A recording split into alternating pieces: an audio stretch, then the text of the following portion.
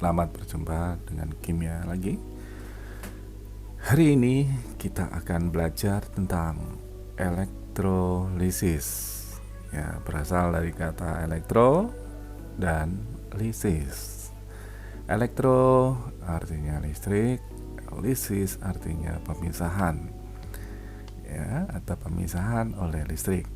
Atau secara konsep kemarin yang sudah Anda pelajari pada sel elektrokimia, yaitu ada dua jenis sel elektrokimia, yaitu sel volta dan sel elektrolisis. Kalau sel volta dari energi kimia menjadi energi listrik, sedangkan pada elektrolisis adalah dari energi listrik berubah jadi energi kimia. Nah, inilah listrik digunakan untuk memisahkan suatu persenyawaan.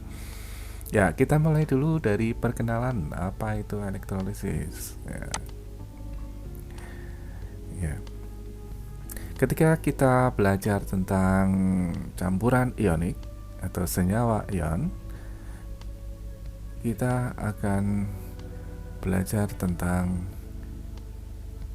kelistrikan ya pada cairan dan pada larutan. Ketika listrik itu dialirkan pada satu senyawa, maka senyawa tersebut akan mengalami penguraian, yaitu reaksi penguraian atau dekomposisi. Kemudian ini yang disebut dengan elektrolisis. Ya, dari sini bisa Anda ambil kesimpulan bahwa elektrolisis adalah reaksi penguraian oleh adanya aliran listrik pada satu senyawa. Ya. Jadi dalam belajar elektrolisis, otomatis di sini ada terlibat yang namanya elektrolit. Ya, siapa elektrolit? Yaitu senyawa ionik. Ya, senyawa yang kita alirkan listrik tadi namanya senyawa larutan elektrolit. Ya. Jadi dalam pelajaran hari ini kita akan belajar dua elektrolisis, yaitu pada elektrolisis senyawa ionik yang berupa cairan, lelehan atau leburan, ya. Kemudian pada senyawa ionik yang dalam bentuk larutan. Ya, masih ingat para siswa beda antara larutan dengan leburan atau lelehan? Ya. Kalau molten atau leburan atau lelehan ini tidak terkandung di dalamnya pelarut air, ya, sedangkan pada larutan itu dilarutkan dalam air. Ya. Kalau molten itu cenderung murni, ya. Kalau aqueous atau larutan itu ada pelarutnya di dalam. Oke, kita lihat bagaimana larutan listrik atau sumber aliran listrik. Masih ingat ya di pelajaran fisika waktu SMP, kalau tandanya seperti ini, ya, itu berarti yang besar ini positif, sedangkan yang kecil ini negatif. Itu kutub pada sel listriknya atau sumber arusnya. Jadi otomatis di sini kalau yang positif dia terhubung dengan apa di sini? Ini yang positif, ya. Ini yang negatif. Nah, yang positif ini masih ingat kalau pada peristiwa elektrolisis, ya. Kalau elektrolisis itu memakai jembatan keledai K N A P. Ingat-ingat ya. Kalau pada elektrolisis adalah KNAP, sedangkan kalau pada sel volta kemarin adalah KPAN. Berarti katodanya negatif, berarti ini katoda nih, ya, yang terhubung dengan kutub negatif. Sedangkan yang positif adalah anoda. Ya. Ya. Di sini menggunakan elektroda karbon karena elektroda karbon itu inert atau tidak aktif bereaksi. Nah, ini lelehan timbal bromida yang dielektrolisis. Kemudian ini ditunjang oleh pemanasan juga. Oke, jadi pada peristiwa elektrolisis lelehan, maka yang terjadi adalah seperti ini, yaitu pada pada katoda itu selalu terjadi reaksi apa? Kalau katoda, ya selalu terjadi reaksi reduksi. Ya, ingat karet, ya, anok karet. Ya.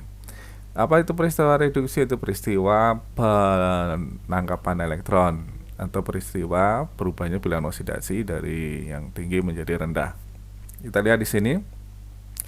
Lelehan dari Pb12 yang berupa ion Pb12 ini mendapatkan atau menangkap elektron dari sumber listrik, ya, sehingga dia akan berubah menjadi Pb. Ya. Jadi timbal atau Pb tadi yang dari PbR2 ya, berupa senyawa ion tadi, maka dia akan terlepas dari Pb12 terbebas menjadi Pb. Ya, kita beri istilah bahwa ion Pb tadi mengalami pembebasan muatan atau discharge, ya. Jadi dari Pb12 berubah menjadi Pb. Kemudian pada anoda, ya, tadi kan ada katoda, sekarang pada anoda peristiwanya apa? Anoda selalu terjadi reaksi oksidasi. Ya, reaksi oksidasi dari anoda ini tadi kan PbR2, PbBr2, ya. Maka timbal Br2 atau timbal bromida tadi yang ion positifnya itu larinya ke katoda, ya, maka disebut dengan kation. Kemudian ion negatifnya larinya ke anoda, maka disebut dengan anion. Oksidasi. Jadi pada anoda, yaitu yang bermuatan negatif, ini terjadi reaksi oksidasi, yaitu pelepasan elektron. Ya, di sini Br2, ya, 2Br-, ya. Ini akan terbebas menjadi bromin, gas bromin, sambil melepaskan 2 elektron, ya. Sehingga ini diindikatorkan atau ditandai dengan adanya gas agak kecoklatan, ya, yang ada di sekitar anoda pada waktu peristiwa elektrolisis, ya. Jadi ini ada 2 reaksi, ada elektrolisis lelehan dari timbal bromida atau PbBr2. Pb12 tadi larinya ke katoda sehingga disebut dengan kation. Kemudian Br2Br- atau ion negatifnya larinya ke anoda sehingga disebut dengan anion. Ya, jadi inilah peristiwa pada elektrolisis. Kita lihat bagaimana peristiwa itu terjadi. Jadi di sini ada katoda, ya, tempatnya ion positif. Ini ada anoda, tempatnya ion negatif. Ya. Pada katoda terjadi reaksi reduksi karena, ya, kemudian pada anoda terjadi reaksi oksidasi. Pada reaksi elektrolisis ini, seingat ya, ini positif. Kalau tandanya lebih panjang itu positif, kalau yang pendek negatif. Ya, KNAP masih ingat ya, katoda itu negatif, anoda positif. Ya. Setelah dialiri listrik, ya, maka elektron mula-mula akan tampil ke Pb12, maka ini akan menangkap Pb12 ini akan menangkap elektron sehingga akan lepas menjadi Pb. Kemudian kalau yang pada anoda atau kutub positif, ini PbR-2 malah melepaskan elektron sehingga dia ngalir, ya. Aliran elektron itu berasal dari negatif menuju kutub positif. Nah, Ya, ingat ya, aliran elektron berbeda dengan aliran listrik, kebalikannya. Dari kutub negatif menuju ke kutub positif, itu aliran elektron. Kita lihat proses terjadinya. Ya. Jadi Br2- tadi melepaskan elektron berubah menjadi Br2. Kemudian elektron tadi masuk ke dalam Pb12, sehingga Pb12 akan terpisah dari larutan atau dari cairan Br2 menjadi Pp. Ya. Kemudian terbebaskan di sini bromin. Kita lihat pada selanjutnya, selain elektrolisis pada cairan atau lelehan, kita juga mengenal elektrolisis pada larutan. Elektrolisis pada larutan ini digambarkan sebagai berikut. Ini ada karbon, ada elektroda, kemudian ada larutan elektrolit yang mau kita pisahkan. Ya, ini menggunakan elektroda karbon ya.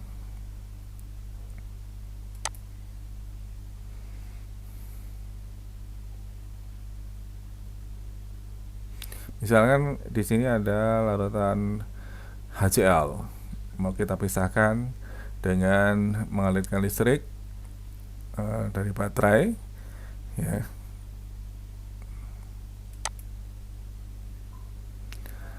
Maka yang terjadi di katoda itu reaksi reduksi, karena HCl itu kan berarti H+, ya. H+ dan Cl-, jadi kunci dalam elektrolisis, Anda harus tahu ion-ion apa saja yang terlibat dalam satu larutan elektrolit tersebut. Kalau HCl berarti H+ dan Cl-. H+ akan mengalami reaksi reduksi menjadi H, ya. Karena terus menerus mengalami reduksi, maka H dengan H tadi berubah menjadi H2, ya. H+ terreduksi menjadi H, kemudian ada H+ lagi terreduksi menjadi H. H dengan ini akan menghasilkan gas hidrogen. Sedangkan pada anoda, ya, HCl tadi, anoda kemungkinannya ada dua anion, yaitu hidroksida atau OH- dan klorida, ya. Jadi kita telusuri dulu. Kalau pada hidroksida, maka yang terjadi adalah OH- itu teroksidasi menjadi oksigen dan air sambil melepaskan 4 elektron, ya. Jadi OH- tadi, ion hidroksida tadi akan terbebas menjadi atom molekul oksigen dan molekul air. Karena lihat di sini ada O dengan H. Kok tidak H2 di sini? Kenapa tidak ada H2 di sini? Ya, karena peristiwanya adalah peristiwa oksidasi. Kalau dia peristiwanya reduksi, ya itu H2. Lalu di sini peristiwanya adalah oksidasi, yaitu pelepasan elektron. Ya. OH- berubah menjadi O2 dan 2H2O sambil melepaskan 4 elektron. Maka di sini dalam peristiwa elektrolisis larutan, di hidrogen atau di katoda, ya, di katoda sini, ya, katoda ion positif tadi, maka terlepas gas hidrogen. Sedangkan pada di anoda terlepas oksigen, ya. Ini urutan dari kalau dia di atas ini, maka kecenderungannya dia mengalami reaksi oksidasi, ya. Sehingga kalau larutan itu mengandung K+, Na+, Ca+, maka cenderung H+ yang akan terreduksi ya. Ini urutannya. Jadi yang mudah terreduksi itu H+, C2+, dan Ag2+. Jadi kalau logam-logam di atasnya akan kalah, atau misalnya di situ dalam satu larutan ada Ka+ sama H+, maka yang terreduksi adalah H+-nya. Ya. Kemudian kalau pada kation juga seperti itu ya. Kalau di sini ada imin, kemudian ada OH-, maka OH- yang teroksidasi ya. SO4 juga, NO3 juga ya. Jadi ini adalah urutan dari pembahasan ion menjadi senyawanya berdasarkan potensial reduksinya ya. Nah, sekarang kesimpulannya, jadi dekomposisi atau penguraian dari suatu senyawa dengan menggunakan listrik ini yang disebut dengan elektrolisis ya. Kata kuncinya adalah penguraian listrik ya. Listrik, lisis dekomposisi atau penguraian. Dia penguraian oleh listrik disebut dengan elektrolisis. Yang kedua, an electrolyte is an ionic compound. Larutan elektrolit atau elektrolit itu adalah komponen atau senyawa ion.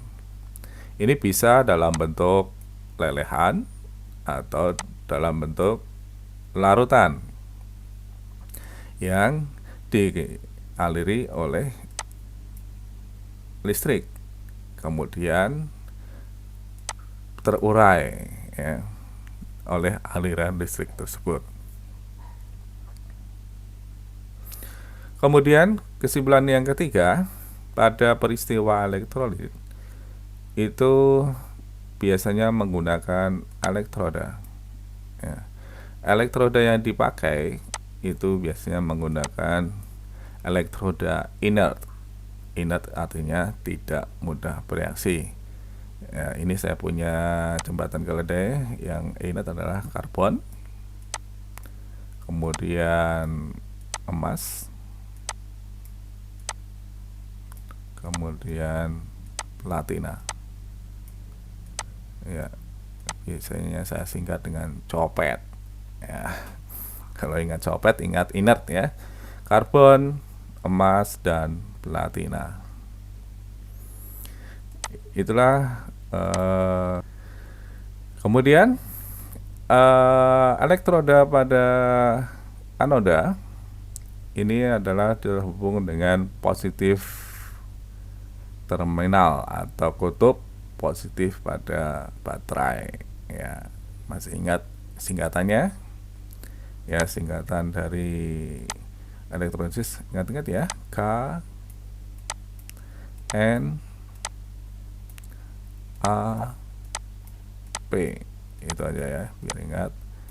Jadi kutub anoda ini ya akan terhubung dengan yang mengalami oksidasi, yaitu pada kutub positif. Anoda reaksi oksidasi pada kutub positif. Oksidasi adalah melepas elektron ya. Kemudian pada katoda ya, katoda ini terhubung dengan kutub negatif dari baterai, Kn, dan reaksinya adalah reduksi ya. Ingat-ingat singkatannya adalah KNAP. Kemudian pada peristiwa elektrolisis lelehan, maka elektrolit pada lelehan ini terelektrolisis menjadi ion logam. Dari ion logam berubah jadi logam yang berada di katoda. Kemudian ion negatif yang berupa non logam itu terpisah yang berada di anoda. Maka di katoda ini sering disebut dengan kation, ion positif, di anoda sering disebut dengan anion, ion negatif ya.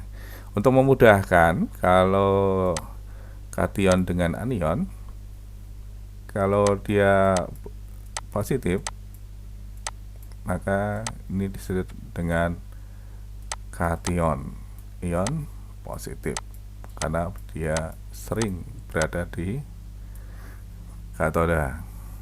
Kemudian kalau ia negatif ya, ini ion negatif sering dikenal dengan anion ya. Anion itu berada di anoda, maka namanya anion atau ion negatif. Jadi pemisahannya pada elektrolisis cairan atau lelehan itu terpisah menjadi dua ya. Yang ion positif berada di katoda disebut dengan kation, yang ion negatif berada di anoda disebut dengan anion.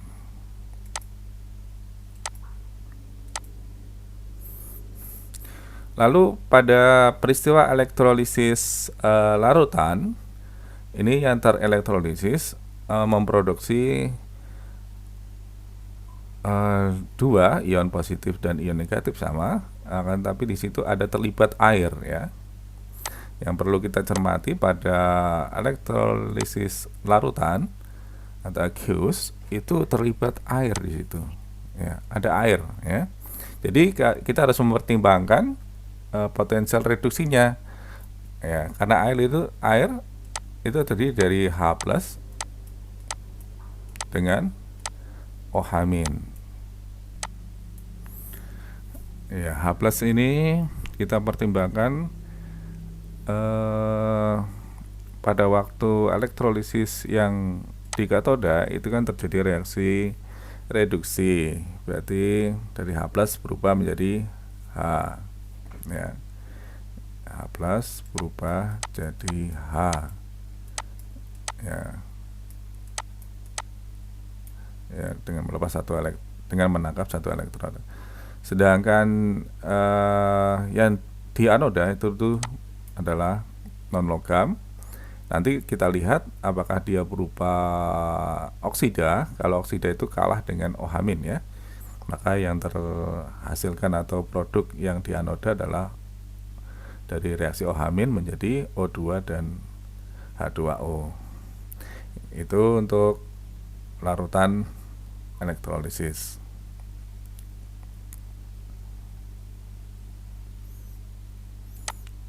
Kemudian pada sulfat dan nitrat ion itu tidak terbebaskan karena kalah dengan OH-, maka yang dihasilkan adalah oksigen dari air yang ada di situ.